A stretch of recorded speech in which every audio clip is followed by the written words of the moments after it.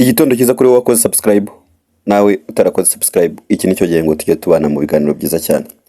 Tudatinze reka duhite twinjira mu transferi ari kuvugwa muri iki gitondo, ayarangiye ndetse n'atarangiye. Transfer ya mbere yo yamaje kuba done, bamaje kuvuga here we go. Fabrizio Romano yamaje confirma ko Jordan Anderson ubu aka kanya tuvugana yamaje kuba umukinnyi w'ikipe ya Chelsea. Jordan Anderson yaciye muri Liverpool aca muri Southampton, n'umusore ukomeye, n'umusore kabisa mwiza, nubwo akuze n'umuntu ufite experience. Nago aje muri Chelsea ngaje kubanzamo, aje muri Chelsea kugira ngo afashe Xabi Alonso ndetse n'abandi bakoca kuyobora iteam.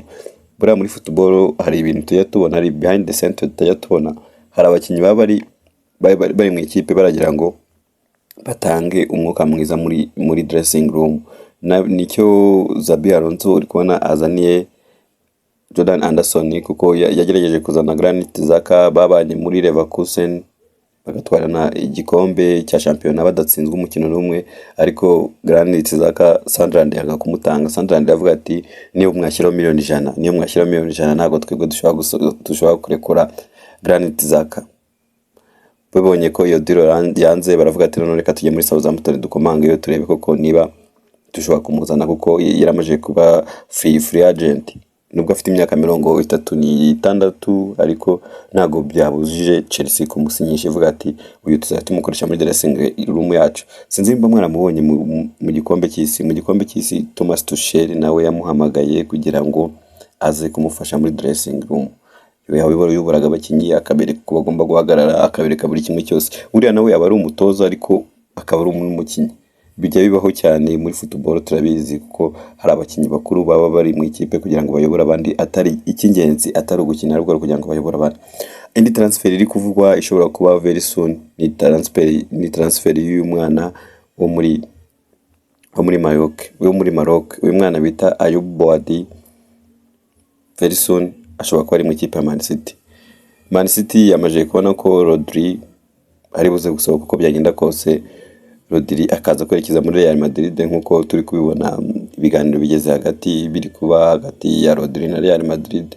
Bamaje kwemeranya hagati y'umukinnyi n'ikipe, bo baremeranyije, hasigaye hagati ya Real Madrid na Man City. Man City rero yahise ibona ko Rodri ashobora gusohoka. Bitarenze muri kino cyumweru dushobora kumva transferi yabaye done.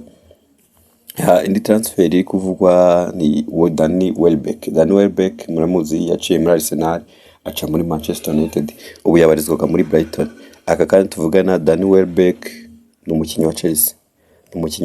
Chelsea iri kwiyubaka mu buryo bwose bushoboka. Chelsea undi iyi projet yayitangiye ivuga ko itazajya mu bantu bakuru, ariko noneho igihe cyageze ngo ifate abakinnyi bafite experience, bazajya baza kudesida match, cyangwa se hari ukuntu ubona Chelsea yakinaga neza pe, yari ifite abakinnyi b'abana bazi umupira, ariko ikabura abakinnyi bakuru bagomba gufasha abana kubigisha discipline. Icyo nicyo kintu ubona ko Chelsea yibanzeho cyane, iri kwibanda ku bakinnyi bafite experience mu byo bakora. Niba ari umwataka akaba afite experience ku buryo nubwo atajya mu kibuga ashobora kwereka mugenzi we ati ni gutya bakina, ntabwo ugomba gukora iyi error. Niba ubonye baro gutya bigenze gutya. Ubona ko ari cyo kintu Chelsea na Xabi Alonso bari kwibandaho. Baguze umutoza ubafasha mu gutera amakorner, uri mu batoza babiri ba mbere ku isi. Ukona ko Chelsea iri kubaka impande zose. Xabi Alonso ntazabatungure muri Premier League 2026-2027.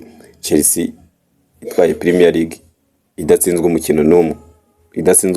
Ibi ndabivuze nshobora kuzabisubiramo igihe nk'iki. Ndikuvuga ati ibintu narabibabwiye ko Chelsea ishobora gutwara shampiyona idatsinzwe umukino n'umwe.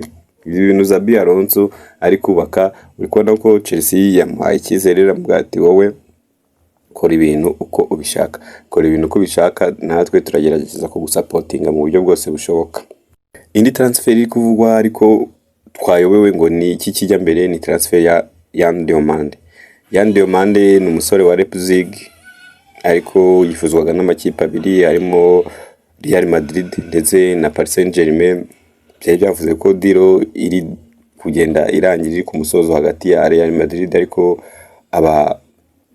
abasore bo mu Budage bavuga ko, abanyamakuru mu Budage bavuga ko diro ntabwo irarangira, ni diro ikiri ku processinga, ntabwo ari diro yari yakaranye. Ariko Fabrizio Romano we yaramaje gutangaza ko diro yamaje kuba official, yamaje kurangira. Gusa ntabwo diro irarangira, ntabwo turamenya ngo ese ni iyihe kipe iri buze kwegukana Yohan Dortmund, kuko Paris Saint-Germain yavuze ko diro yamaje kwifunga, ariko yongera avuga ati diro iri on. Bigaragara ko nta kipe n'imwe iradesida kuvuga ati umukinnyi reka tukore transfer. Ntabwo ibiganiro birarangira neza, nubwo Leipzig yavuze ko ishaka miliyoni 100, Real ikavuga ko iri ready kuzishyura ndetse bakanumvikana personal term ku mukinnyi. Ntabwo ibiganiro birarangira neza.